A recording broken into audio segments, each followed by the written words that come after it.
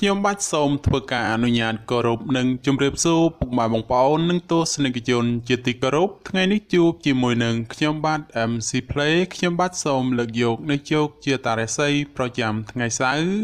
ថាតើនៅក្នុងថ្ងៃនេះដួងរាសីរបស់ពុកម៉ែបងប្អូនប្រែប្រួលផ្លាស់ប្ដូរទៅជាយ៉ាងដូចម្តេចនោះដើម្បីកុំឲ្យខាតពេលវេលាសូមអញ្ជើញរីករាយសន្តាប់ជាមួយនឹងខ្ញុំបាទដូចតទៅសម្រាប់អស់លោកអ្នកដែលកើតឆ្នាំជូតកណ្ដុរមាសអូបរ៉ាចិញ្ចឹមនាំលាភនាំជ័យនាំសុភមង្គលប្រាថ្នាអ្វីបានសម្រេចហើយអនាគតក្លាយជាអ្នកមានទ្រព្យស្ដុកស្ដំម៉ោងនាំលាភសំណាងគឺម៉ោង6ព្រឹកដល់ម៉ោង9យប់ពណ៌នាំលាភសំណាងគឺពណ៌សនិងពណ៌ក្រហមលេខនាំលាភសំណាងគឺលេខ44និងលេខ66សូមខមមិនលេខ888យកលាភសម្បត្តិទេវតាទ្រព្យមានបារមីស័ក្តិសិទ្ធិណាស់សេចេញភ្លាមទំនេរទាយឆុតបំផុតនិងមានសំណាងល្អនិងប្រទានសម្បត្តិមហាសេដ្ឋីមានលាភមានជ័យមានលុយចូលហោហៀសម្រាប់ឆ្នាំជូតនៅថ្ងៃនេះជោគជាតារាសីរបស់អស់លោកអ្នកល្អប្រសើរហើយបើទោះបីធ្វើអ្វីក៏ដោយតែងតែមានការរីកចម្រើនលូតលាស់និងមានជោគមានជ័យល្អប្រសើរសម្រាប់អ្នកប្រកបមុខរបររកស៊ីជួញដូរវិញមានការប្រជែងគ្នាច្រើនជាពិសេសមានប្រទាំងប្រទៅជាមួយអ្នកមានមុខរបរដូចគ្នាហេតុនេះក៏បីមានការបើកចិត្តឲ្យទូលេបន្តិចទៅគ្មានរឿងរ៉ាវចម្រូងចម្រាសណាមួយកើតឡើងសម្រាប់ការធ្វើដំណើរទីចិត្តឆ្ងាយមានភាពសុខដុមទាំងពេលទៅនិងពេលត្រឡប់មកវិញរីឯបញ្ហាសម្ព័ន្ធស្នេហាកំឡោះក្រមុំមានការជឿនលឿនទៅមុខនិងផ្អែមល្ហែមល្អចំពោះគ្នាប្រពៃសម្រាប់អស់លោកអ្នកដែលកើតឆ្នាំឆ្លូវកូននាំលាភនាំជ័យនាំសុភមង្គលប្រាថ្នាអ្វីបានសម្រេចហើយអនាគតក្លាយជាអ្នកមានទ្រព្យសម្បត្តិស្ដុកស្ដំម៉ោងនាំលាភសំណាងគឺម៉ោង4ព្រឹកដល់ម៉ោង6ល្ងាចពណ៌នាំលាភសំណាងគឺពណ៌ក្រហមនិងពណ៌សលេខនាំលាភសំណាងគឺលេខ88និងលេខ99សូមខមមិនលេខ999យកលាភសម្បត្តិទេវតាទ្រព្យមានបារមីស័ក្តិសិទ្ធិណាស់សេចេញភ្លាមទំនេរទាយឆុតបំផុតនិងមានសំណាងល្អមានលាភមានជ័យមានលុយចូលហោហៀចំពោះឆ្នាំឆ្លូវនៅថ្ងៃនេះបើទោះបីធ្វើអ្វីក៏ដោយប្រយ័ត្នប្រយែងការទទួលខូចខាតអ្វីមួយរកនឹកស្មានមិនដល់ក្រៅពីនេះបើមានការទំនាក់ទំនងការងារឬធ្វើអ្វីមួយងាយមានការភ្លៀងផ្្លាត់ណាស់ក៏បីមានការប្រុងប្រយ័ត្នប្រយែងទៅជៀសផុតពីផលលំបាកទាំងពួងទៅរួចសម្រាប់ការធ្វើដំណើរទីជិតឆ្ងាយចូលប្រយ័ត្នប្រយែងក្រុមមនុស្សបៀតបៀនយាយីដោយប្រការណាមួយរីឯបញ្ហាសេចក្តីស្នេហាប្រុសស្រីមានដំណើរការថយក្រោយចូលមានការប្រយ័ត្នប្រយែងចំនួនវិវាទឈានដល់ការបែកបាក់សម្រាប់អស់លោកអ្នកដែលកើតឆ្នាំខាលខ្លាសេដ្ឋីចិញ្ចឹមមានប្រាជ្ញាឆ្លាតវៃមានគំនិតភ្លឺថ្លាហើយអនាគតក្លាយជាអ្នកមានអំណាចនិងទ្រព្យស្ដុកស្ដំម៉ោងនាំលាភសំណាងគឺម៉ោង5ព្រឹកដល់ម៉ោង8យប់ពណ៌នាំលាភសំណាងគឺពណ៌សនិងពណ៌លឿងលេខនាំលាភសំណាងគឺលេខ68និងលេខ99សូមខមមិនលេខ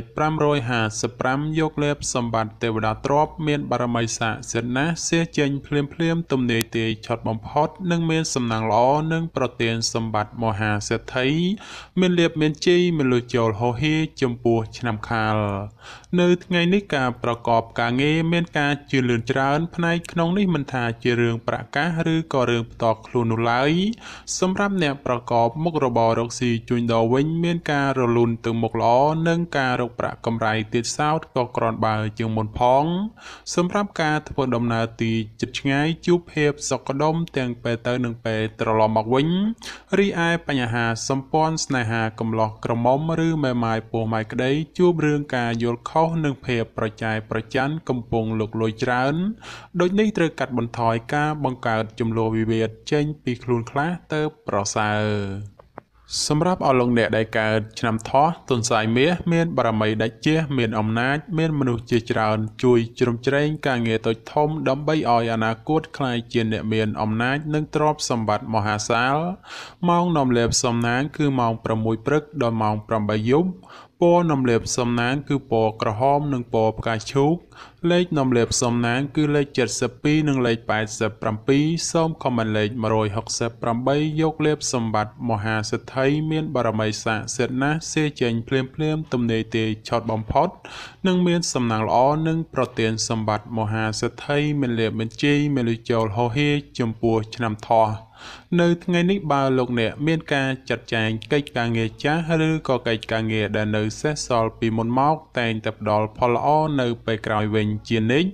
ចំពោះអ្នកប្រកបមុខរបររកស៊ីជួញដូរវិញមានការចម្រើនលូតលាស់ទៅមុខដូច្នោះជាឱកាសល្អក្នុងការផ្លាស់ប្ដូរមុខរបរឬបើកធ្វើចំនួនតូចធំបំផុតសម្រាប់ការធ្វើដំណើរទីជិតឆ្ងាយជួបសេចក្តីសុខក្សេមក្សាន្តដោយសពមួយដងរីឯបញ្ហាសម្ព័ន្ធស្នេហាប្រុសស្រីមានភាពយកចិត្តទុកដាក់និងផ្អែមល្ហែមល្អចំពោះគ្នាប្រពៃ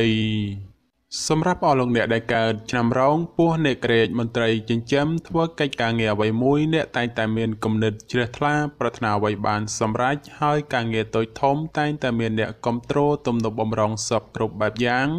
ម៉ោងនាំលេបសំណាងគឺម៉ោង5ព្រឹកដល់ម៉ោង8យប់ពណ៌នំលាបសំណាងគឺពណ៌ប្រផេះនិងពណ៌ក្រហមលេខនំលាបសំណាងគឺលេខ58និងលេខ67សូមខមមិនលេខ168យកលេបសម្បត្តិអុកញ៉ាមានបារមីស័ក្តិសិទ្ធិណាស់សេចេញភ្លាមទំនេរទេឆត់បំផុតនិងមានសំណាងល្អនិងប្រទានសម្បត្តិមហាសិទ្ធិមានលេបមានជីមានលុយចូលហោហេចំពោះឆ្នាំរោង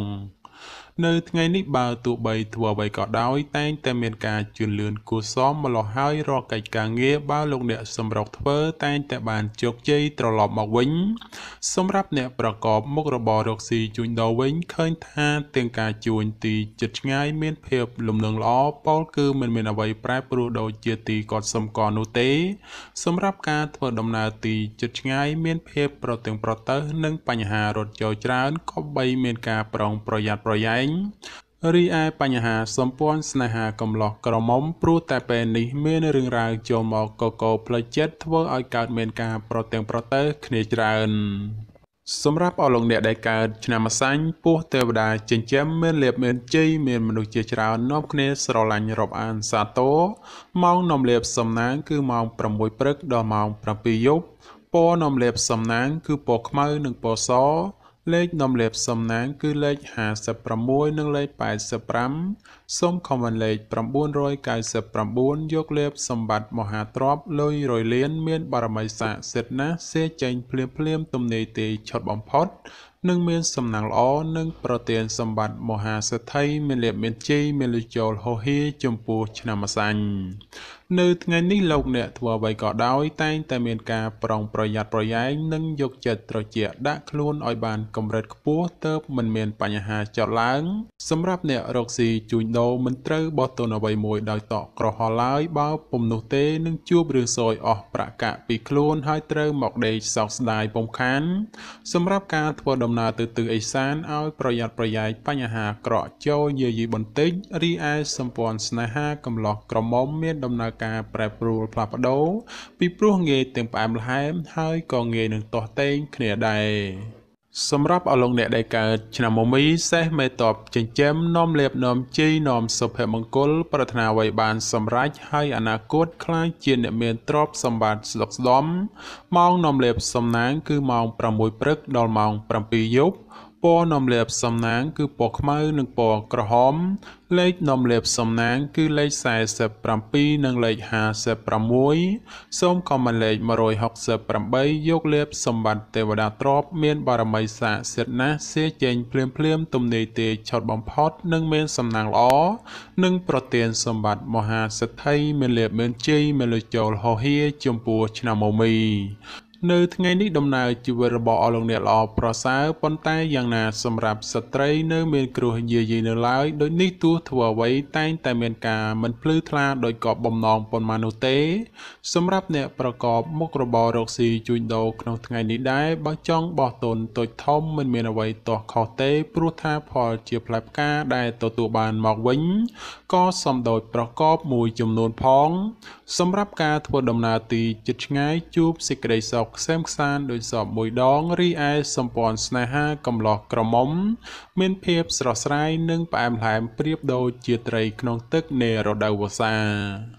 សម្រាប់អស់លោកអ្នកដែលកើតឆ្នាំមុំមេពពែមាសមានបារមីដែលជះឈ្នះអមេសត្រូវប្រាថ្នាអ្វីបានសម្រេចនិងអនាគតក្លាយជាសេដ្ឋីគហបតីឬក៏អ្នកមានជាន់ខ្ពស់ម៉ោងនាំលេបសំណាងគឺម៉ោង6ព្រឹកដល់ម៉ោង8យប់ពណ៌នាំលេបសំណាងគឺពណ៌លឿងនិងពណ៌សលេខនាំលេបសំណាងគឺលេខ52និងលេខ67សូមខមមិនលេខ777យកលេបសម្បត្តិអ្នកមានជាន់ខ្ពស់មានបារមីស័ក្តិសិទ្ធិណាស់សេចេញភ្លាមទំនេរទេឆត់បំផុតនិងមានសំណាងល្អនិងប្រទានសម្បត្តិមហាសេដ្ឋីមានលេបមានជ័យមានលុយចូលហោហៀចំពោះឆ្នាំមុំមេនៅថ្ងៃនេះបើទោះបីលោកអ្នកធ្វើអ្វីក៏ដោយតែងតែមានការគិតមុខគិតក្រោយពីព្រោះថាផលអាក្រក់នោះងាយកាត់ឡើងជាងសពមួយដងសម្រាប់អ្នកប្រកបមុខរបររកស៊ីជួញដូរនៅថ្ងៃនេះមុននឹងចង់ចោះទុនធ្វើអ្វីមួយត្រូវតែចេះគិតគូរឲ្យបានច្បាស់លាស់ជាមុនសិនមុននឹងអនុវត្តជាក្រោយទើបអាចទទួលបានផលល្អរីឯសម្ព័ន្ធស្នេហាកំឡោះក្រមុំមានដំណើរការប្រែប្រួលផ្លាស់ប្ដូរពីព្រោះងាយទាំងផ្អែមល្ហែមហើយក៏ងាយនឹងទាស់ទែងគ្នាដែរសម្រាប់អស់លោកអ្នកដែលកើតឆ្នាំវោកស្វាមន្ត្រីចិញ្ចឹមនាំលេបនាំជ័យនាំសុភមង្គលប្រាថ្នាអ្វីបានសម្រេចហើយអនាគតក្លាយជាអ្នកមានទ្រព្យស្ដុកស្ដំម៉ោងនាំលេបសំណាងគឺម៉ោង5ព្រឹកដល់ម៉ោង8យប់ពណ៌នាំលេបសំណាងគឺពណ៌ខ្មៅនិងពណ៌សលេខនាំលេបសំណាងគឺលេខ26និងលេខ96សូមខមមិនលេខ168យកលេបមហាសំពៅលួងមានបារមីស័ក្តិសិទ្ធិណាស់សេចេញភ្លាមទំនេរទេឆត់បំផុតនិងមានសំណាងល្អនិងប្រទានសម្បត្តិមហាសេដ្ឋីមានលេបមានជ័យមានលុយចូលហោហៀចំពោះឆ្នាំវោកនៅថ្ងៃនេះបើទោះបីប្រកបកិច្ចការងារអ្វីលោកអ្នកងាយមានការប៉ះទង្គិចជាមួយមនុស្សនៅក្បែរខ្លួនណាស់ក៏បីមានការប្រុងប្រយ័ត្នប្រយែងបន្តិចទៅពុំមានបញ្ហាចម្រូងចម្រាសណាមួយកើតឡើងសម្រាប់ការរស់នៅក្នុងរង្វង់គ្រួសារត្រូវតែចេះអត់ឱនឲ្យគ្នាទៅមានភាពសុខដុមនិងប្រកាសមិនសូវហូរធ្លាក់ចេញសម្រាប់អ្នកប្រកបមុខរបររកស៊ីជួញដូរក្នុងថ្ងៃនេះការរកផលចំណូលជួបការលំបាកហើយតតែស្វែងរកបន្តិចទៅប្រកាសហូរចូលក្រន់ចិញ្ចឹមគ្រួសាររីឯសម្ព័ន្ធស្នេហាកំឡោះក្រមុំមានការជឿនលឿនទៅមុខនិងមានភាពផ្អែមល្ហែមល្អចំពោះគ្នាប្រពៃសម្រាប់អស់លោកអ្នកដែលកើតឆ្នាំរកាមន់មាសប្រាក់នាំលេបនាំសំណាងឧបរាជចិញ្ចឹមមានសំណាងល្អឈ្នះអមេសត្រូវប្រាថ្នាអ្វីបានសម្រេចនិងអនាគតក្លាយជាសេដ្ឋីគហបតីឬក៏អ្នកមានជាន់ខ្ពស់ម៉ោងនាំលេបសំណាងគឺម៉ោង5ព្រឹកដល់ម៉ោង7យប់ពណ៌នាំលេបសំណាងគឺពណ៌លឿងនិងពណ៌សលេខនាំលេបសំណាងគឺលេខ85និងលេខ92សូមខមមិនលេខ168យកលេបសម្បត្តិអ្នកមានជាន់ខ្ពស់មានបារមីស័ក្តិសិទ្ធិណាស់សេចេញភ្លាមទំនេរទេឆត់បំផុតនិងមានសំណាងល្អនិងប្រទានសម្បត្តិមហាសេដ្ឋីមានលេបមានជ័យមានលុយចូលហោហៀចំពោះឆ្នាំរកានៅថ្ងៃនេះផ្ដល់ផលល្អសម្រាប់ការសម្រេចចិត្តការងារឬក៏បណ្ដាក់ទុនរកស៊ីក្នុងរឿងអ្វីមួយពីព្រោះថាផលជាផ្លែផ្កាឆ្លើយតបមកវិញគ្រាន់ជាទីពេញចិត្តជានិច្ចបើជាអ្នកប្រកបមុខរបររកស៊ីជួញដូរមានការលក់ចែងទិញចូលគ្រាន់រស់រវើកគួសមហើយបើចង់ចរចារឿងអ្វីមួយតែងតែផ្ដល់ផលសម្រេចជានិច្ចរីឯគូស្នេហ៍កំឡោះក្រមុំមានការរីកចម្រើនលូតលាស់ទៅមុខនិងបើមានការចង់ផ្សំផ្គុំគ្រួសារផងជាឱកាសល្អប្រពៃបំផុតសម្រាប់អស់លោកអ្នកដែលកើតឆ្នាំចោសំណក់នាំលេបនាំសំណាងឧបរាជចិញ្ចឹមមានសំណាងល្អឈ្នះអស់មេសត្រូវប្រាថ្នាអ្វីបានសម្រេចនិងអនាគតក្លាយជាអ្នកមានទ្រព្យសម្បត្តិស្ដុកស្ដម្ភម៉ោងនាំលេបសំណាងគឺម៉ោង6ព្រឹកដល់ម៉ោង7យប់ពណ៌នាំលេបសំណាងគឺពណ៌ក្រហមនិងពណ៌ទឹកក្រូចលេខនាំលេបសំណាងគឺលេខ04និងលេខ87សូមខមមិនលេខ999យកលេបសម្បត្តិអ្នកមានជាន់ខ្ពស់មានបារមីស័ក្តិសិទ្ធិណាស់សេចេញភ្លាមទំនេរទេឆត់បំផុតនិងមានសំណាងល្អនិងប្រទានសម្បត្តិមហាសេដ្ឋីមានលេបមានជ័យមានលុយចូលហោហៀចំពោះឆ្នាំចោនៅថ្ងៃនេះលោកអ្នកធ្វើអ្វីក៏ដោយតែងតែទទួលនៅភាពកក់ក្ដៅខ្លះត្រជាក់ខ្លះ ហើយការបំពេញកិច្ចការងារអ្វីមិនសូវជារលូនល្អប៉ុន្មានទេព្រោះមានបញ្ហារកម្មចិត្តខ្លះយាយីសម្រាប់អ្នកប្រកបមុខរបររកស៊ីជួញដូរក្នុងថ្ងៃនេះវិញបើលោកអ្នកចង់បោះទុនតូចធំឬក៏ចង់រកស៊ីចូលហ៊ុនជាមួយអ្នកដទៃត្រូវតែចេះត្រួតពិនិត្យឲ្យបានគ្រប់ជ្រុងជ្រោយបើពុំនោះទេអាចជួបផលអាក្រក់ណាមួយនៅថ្ងៃខាងមុខជាពុំខានរីឯបញ្ហាសម្ព័ន្ធស្នេហាកំឡោះក្រមុំបើស្រឡាញ់គ្នាយូរហើយចង់ផ្សំផ្គុំគ្រួសារជាឱកាសល្អប្រពៃបំផុតសម្រាប់អស់លោកអ្នកដែលកើតឆ្នាំកុរជ្រូកនាំលាភនាំជ័យនាំសុភមង្គលប្រាថ្នាអ្វីបានសម្រេចហើយអនាគតខ្លាចជាអ្នកមានទ្រព្យស្ដុកស្ដំម៉ោងនាំលាភសំណាងគឺម៉ោង5ព្រឹកដល់ម៉ោង6យប់ពណ៌នាំលាភសំណាងគឺពណ៌ប្រផេះនិងពណ៌សលេខនាំលាភសំណាងគឺលេខ59និងលេខ75សូមខមមិនលេខ168យកលេខសម្បត្តិទេវតាទ្រព្យមានបារមីស័ក្តិសិទ្ធិណាស់សេចេញភ្លាមទំនេរទេឆុតបំផុតនិងមានសំណាងល្អនិងប្រទានសម្បត្តិមហាសេដ្ឋីមានលាភមានជ័យមានលុយចូលហោហៀចំពោះឆ្នាំកុរនៅថ្ងៃនេះដំណើរជីវិតរបស់អស់លោកអ្នកឃើញថាល្អប្រសើរហេតុនេះបើចង់ធ្វើអ្វីតែងតែផ្ដល់ផលជាផ្លែផ្កាមកវិញគ្រាន់ជាទីពេញចិត្តជានិច្ចសម្រាប់ការរស់នៅមានភាពសុខដុមនិងក្នុងរង្វង់គ្រួសារបើមានបញ្ហាជំលោះវិវាទជាពេលវេលាល្អក្នុងការដោះស្រាយសម្រាប់អ្នកប្រកបមុខរបររកស៊ីជួញដូរនៅថ្ងៃនេះវិញបើលោកអ្នកចង់បើកហាងថ្មីឬក៏ចង់ប្រកបមុខជំនួញអ្វីមួយជាឱកាសល្អប្រពៃបំផុតការធ្វើដំណើរទីជិតឆ្ងាយមានភាពសុខដុមទាំងពេលទៅនិងពេលត្រឡប់មកវិញតែបញ្ហាសម្ព័ន្ធស្នេហាកំឡោះក្រមុំបានស្គាល់ចិត្តស្គាល់ថ្លើមគ្នាយូរហើយជាឱកាសល្អក្នុងការផ្សំផ្គុំគ្រួសារបំផុតបាទចំពោះជោគជាតារាសីប្រចាំឆ្នាំទាំង12ខ្ញុំបាទក៏សូមបញ្ចប់ត្រឹមតែប៉ុណ្ណេះជាចុងក្រោយប្រសិនបើមានពាក្យលើសលួសខ្វះខាតត្រង់ប្រការណាមួយសូមពុកម៉ែបងប្អូនជួយអធ្យាស្រ័យដល់រូបខ្ញុំបាទផងហើយខ្ញុំបាទក៏សូមអរគុណនិងសូមជម្រាបលា